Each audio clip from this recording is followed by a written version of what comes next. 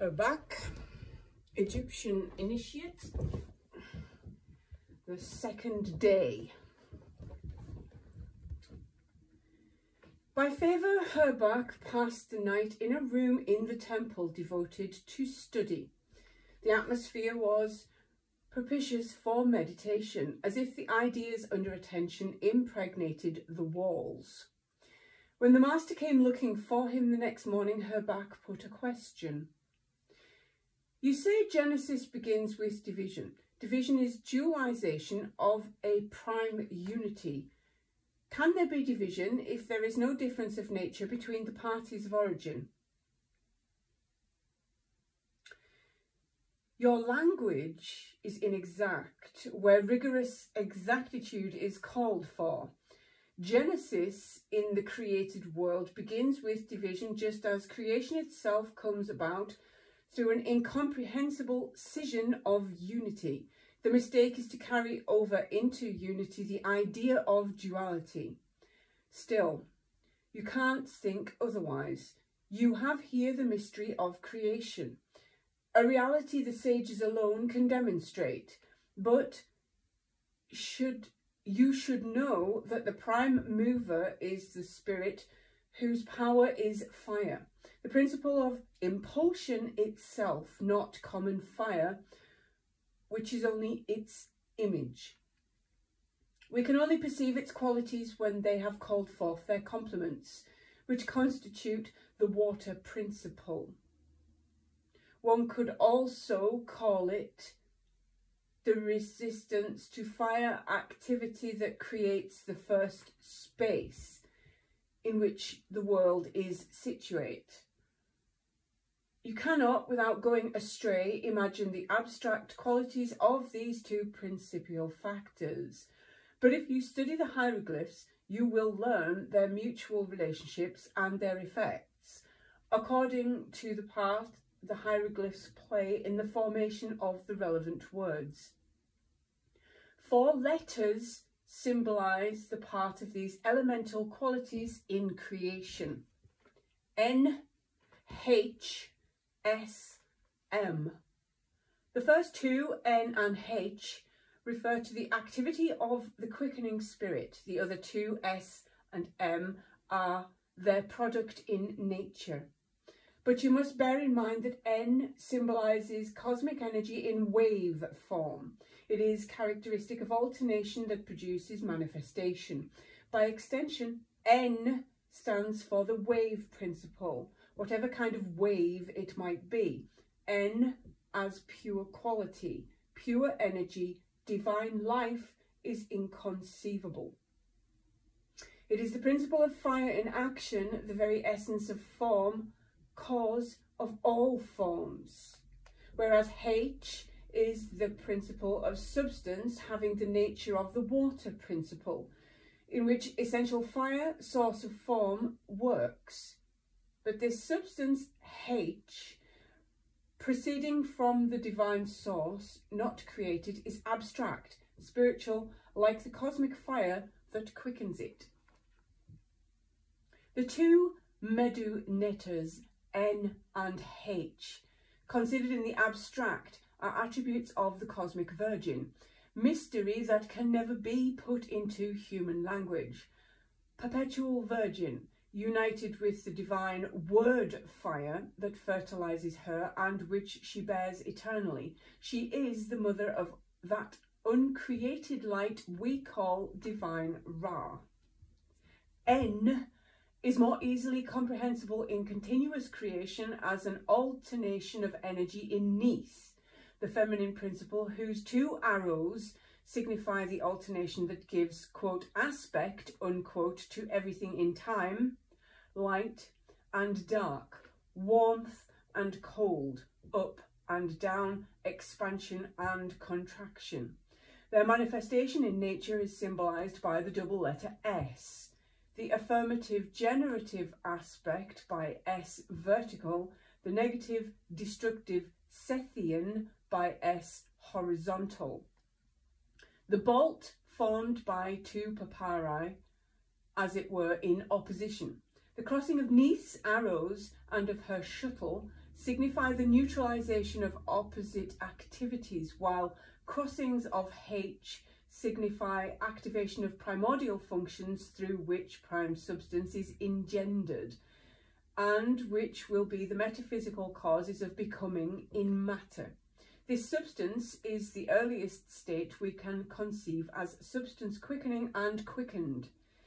It is the second meaning of H, the best synthetic symbol that can be contrived, a cord that seems double because it twines about itself. H crossings determine moments of neutrality in causal activity and set going to the reactivity that causes phenomena. Neutrality is the principle of M, as S arises from N in the world of becoming, so M arises from H. We must also distinguish between alternation and crossing. Alternation gives time, crossing gives states. M in the abstract is neutrality, impassibility, the dead point of balance. It is the principle of the passive contained, formless, that gives birth to form created by an activity that fills it. M is the idea of the contained, the receptive environment in itself inert, that an activity may quicken. In the concrete, it is the passive character of water, which will take the shape of anything that holds it. As environment, M will receive and contain every kind of seed and let it fructify. H and M together express a living passivity, apt through its neutrality to receive impulsion, but capable, when the reaction is stronger than the passivity, of letting the activity it localizes take shape.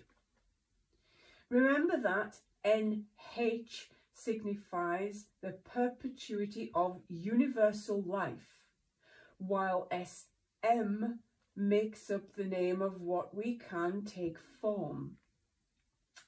Of what can take form. SM and what is born of it, MS. Finally, the four letters together give the word HSMN. Natron, the world's basic salt. I can imagine the principles HM and M, said Her Bak. Remembering what you said about Thoth and Horus, I can see the true meaning of H, but I find it difficult to conceive, without confusing them, the nature of the fires of N, Neath and S. Are we not concerned with the very foundations of the world? Asked the sage. Never pretend to understand them until, through the intensity of your desire, you have forced their meaning out of them. Today I'm giving you the simple ideas that are necessary to the understanding of man's makeup. Receive them as such without confusing symbol and reality. N is always qualitative, but at various levels of manifestation. Reason can distinguish three states of N in this sense. First, the original N, pure quality, pure energy, incomprehensible. Second, essential but indeterminate energy, which, by polarization, produces the complementary aspects that are symbolized by the two columns, AN. It is NT, Neath, with two arrows. It is the quickening energy that maintains everything in the universe. It gives blood its red. The red crown is its symbol. The third state of N is manifestation in the terrestrial world in wave form. Whatever the wave's nature and properties, wave that carries one of energy's manifestations, wave that environs, wave that refracts and reveals appearances. But NT's two arrows become concrete in nature through the dual fire of S, active principles that produce form. And this expression of duality, potential in N, decides the choice of the letters S and N to signify, quote, double, unquote. The number 2, SN. S is the active principle, essential and immortal fire, innate in matter but differentiated by the seed in and through which it works, which seed acts as character-giving leaven. Her Bak savoured every word, but he felt out of depth in abstractions and sought an image. Master, what you say about N, Neath and S is confused in my mind with the idea of Ptah, and I can't disentangle it. The sage, who seemed satisfied with the point, advised Her Bak to make a profound study of the matter. When you were observing the sky, pet, you learnt that it is the region where the power functions we symbolise by the netters are active. Imagine them no longer as principles, but at work in every germ, every fertilised egg. You will see Ptah as the smith who forges everything in the universe. Ptah is the active and causal principle who is captive through his fall into matter. The heat of his activity is the source of all life. We symbolise it by fire. Just as the fertilised egg carries the specific form that will be the embryo and contains the nutritive substance that will progressively increase the matter in the embryo's body, so is the world's prime matter perpetually manufactured by Ptah. We call it pat or paw if the idea of volume is present. This is the corporal or continuous creation. The fertilised egg carries the principle S, essential fire as differentiated by the species of which the egg is the product. The egg also contains the spermatic fire, S, of the father. This makes the chicken a chicken. And throughout gestation, the egg will be quickened by the non-specific fire N, as is our blood throughout life. Such is the difference between the modes of action of the fires N and SS that determines the particular. N, the perpetual and universe quickener. The complementary action is symbolised by Meh, the cow, Meh, wort, passive and universal water mother who conceives and carries what the fires engender. Now you are in a position to know the 4 bases of the world: N, H, S and M.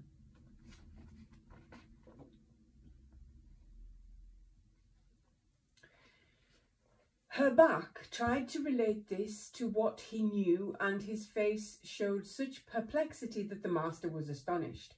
The disciple explained, "Your definition of S, which gives all creatures their form and character, seems the same as what you say about Ka. Quote, form that gives form to substance in the making of matter, the hereditary specification, unquote.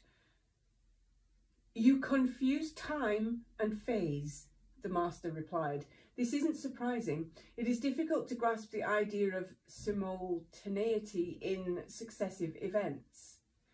In origin, S and Ka are simultaneously, but in the process of becoming S. Precedes Ka and Kas. Yet it would be wrong to expound with the logical argument a reality the sages have been content to state in principal terms. If you have matured your thoughts on the hierarchy of the netters, you have some insight of the principal functions.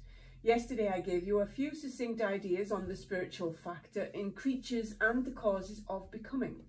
Now that you have a glimpse of the leading features of the problem, I shall try and sketch a synthesis of principles so that you may set in order, after the beginning of the beginning, the first origin of man created by God, then of man born of woman, then his return to the cosmic man, which is the history of consciousness.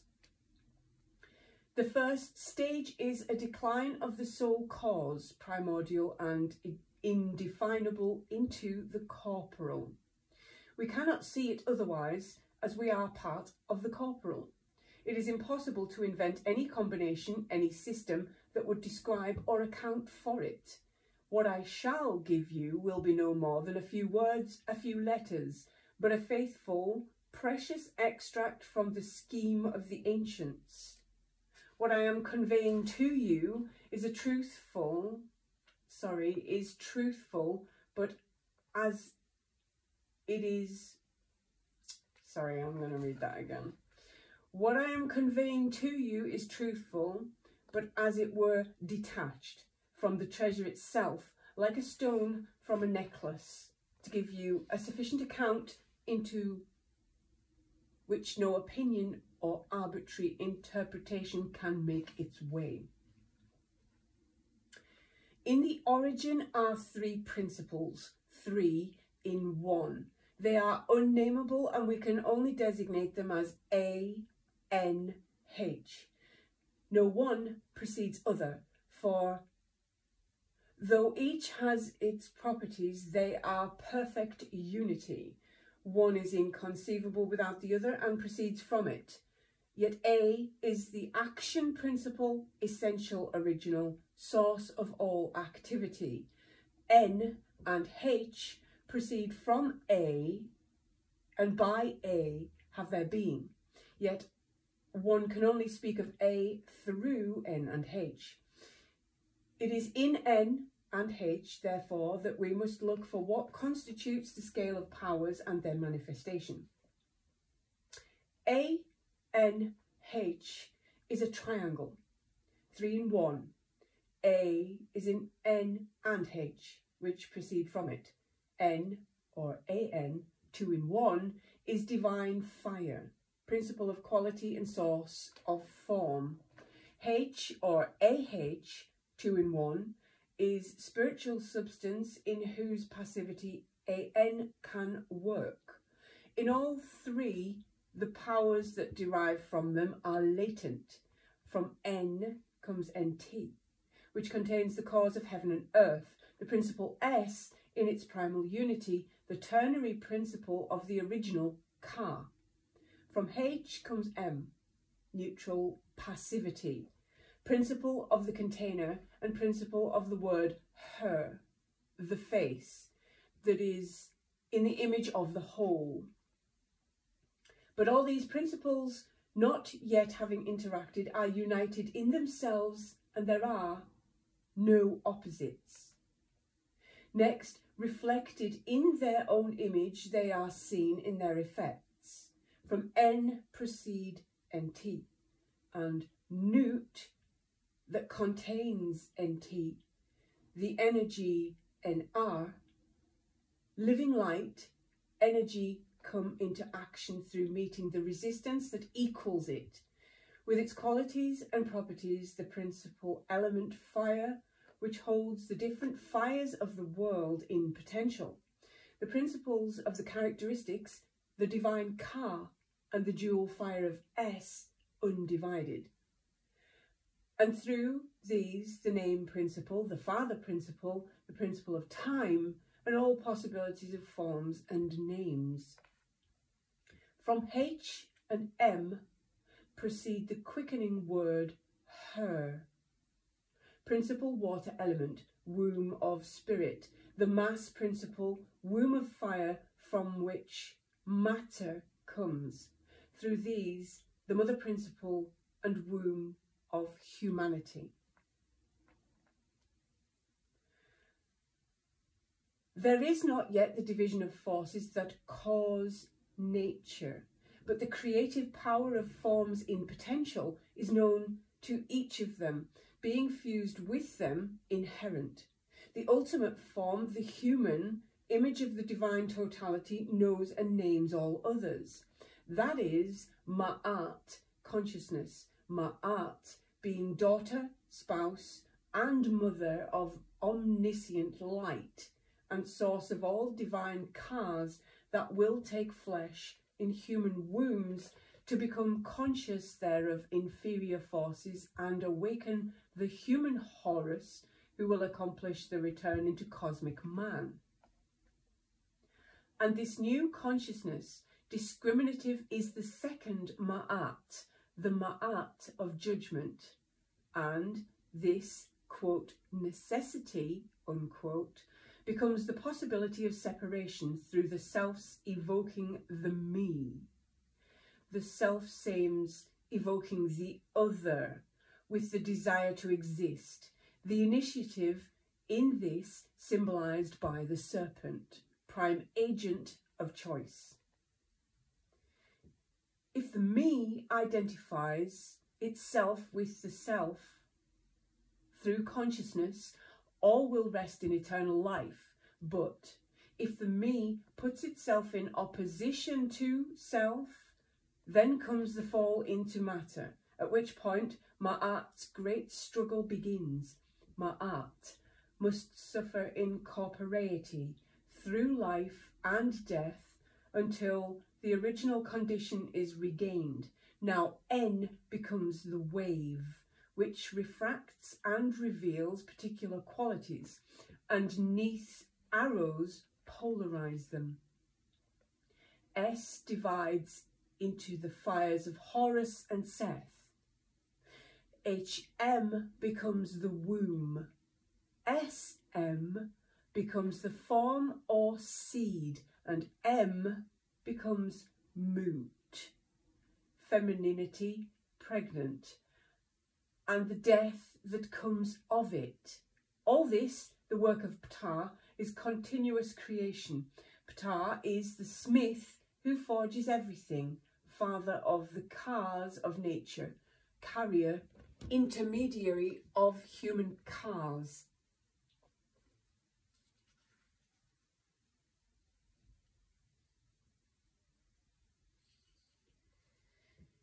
The sage fell silent and Her Bak waited. When you meditate this, said the master, breaking silence at last, you will compare it with what I said about the hierarchy of the netters, and you will be surprised over the differences in names, words, and mode of instruction. Here is the reason. From the netter theme, you will learn about the genesis or successive appearance of powers and qualities that proceeds from the eternal cause and their projection, living into nature. The synthesis of principles is related to the laws of number entities, which, contained in the original one, spring from the primal division and constitute the abstract structure of concrete nature. The two teachings refer to the same reality, but the synthesis comprises knowledge of the spiritual elements in mankind and shows the possibility of a way of return into the source.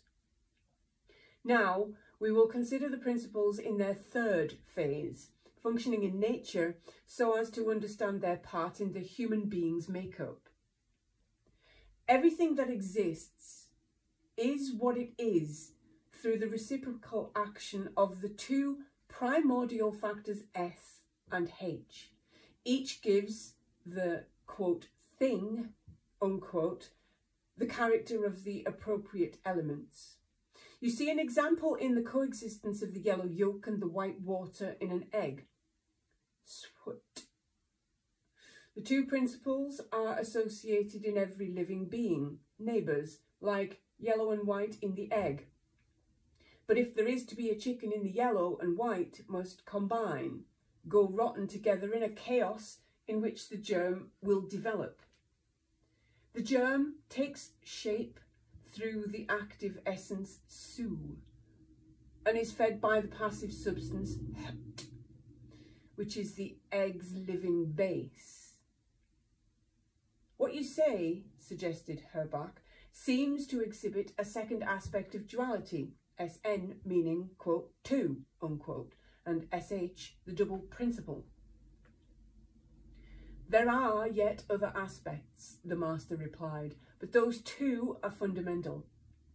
Their difference lies in their part in the creature's history of spirit, body, consciousness. The spirit history of the creature is only conceivable through meditation, fusion.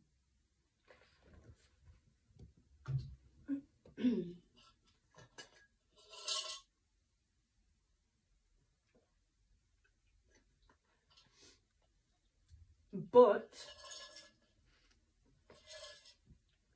you may try to grasp it schematically by means of the abstract ideas you have just been given and our symbolism.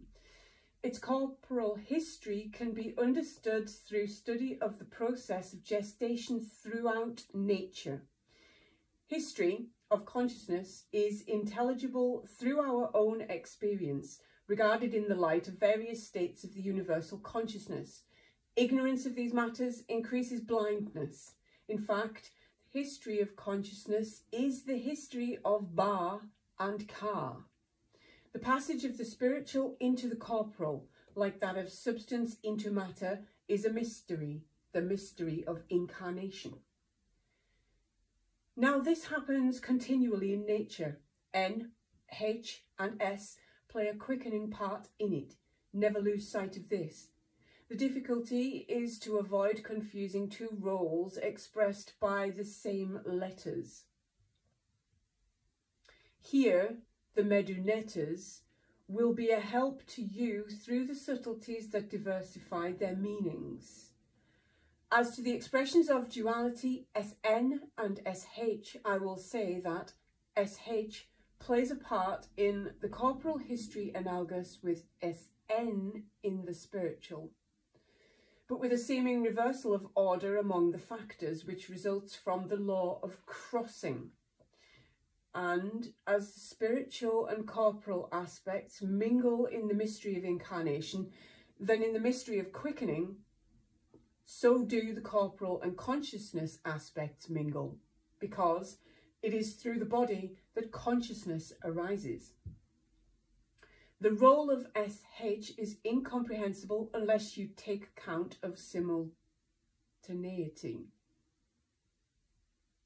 For S and H are at the same time two immaterial principles, and the same principles incarnate.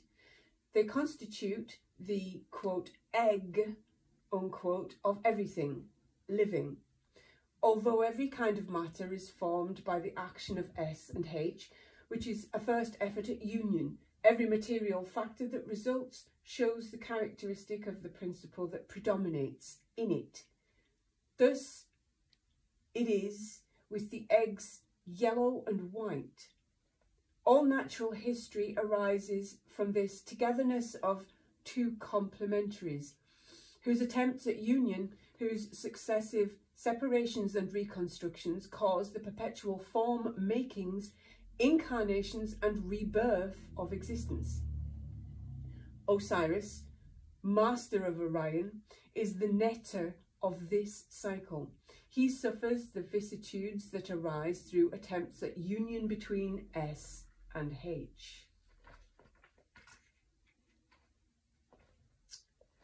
The egg is an image of the human egg whose body, the only visible part, makes us forget other causal factors, energetic or spiritual, as well as their pre-existence as substance and their existence post-mortem. The whole becoming of man and the phases of his metamorphosis have for determinant the confusion of active and passive principles, S and H, in his being and their efforts at union. It comes about little by little through an alternation of buildings up and breakings down, in the course of which the antagonism between dissimilar elements diminishes. In this way, you can explain the progressive transformations of gross nutritive matter into the subtlest particles of the marrow, provided they find at each stage the leaven that works the change. Ka plays the part of the day and the sequence of lives. Throughout the various states of the creature, its consciousness, until the state of total consciousness is reached. Then my earthly life is a moment in the life of my egg? Her Bak asked. A phase in its development. The egg was before your body, and the fruit of the egg is a first liaison of S with H through A, the individuality's becoming conscious. Now the individuality is Sa, no longer subject to decomposition and final destruction at death, but ready for spiritual evolution, as we shall see. Then why, asked Her Bak, possessing so fundamental a science, don't we have it written down intelligibly, instead of giving it out in riddles, incomprehensible to one who isn't directly guided? You don't know yet that what is written down intelligibly is addressed to the thought of the, quote, other, unquote, who is always opposed to the impersonal being whose voice is the intelligence of the heart. Whereas a symbolic enigma awakens consciousness of analogies and vital functions, perception of abstract through concrete. Tomorrow we'll talk about the natural history of earthly man in subjection to the netters. But never forget, as regards the I just can't say that word, metamorphosis of the human being during life, at death and after, that nothing one can say by way of argument and speculation has real importance.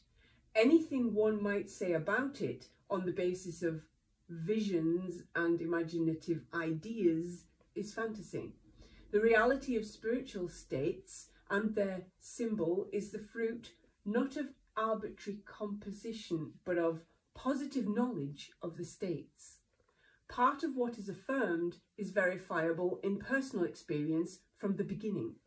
The rest becomes progressively accessible to the man who, being, quote, open-faced, open-hearted, unquote, has grown mature in the rejection of prejudice and a relentless search for the real.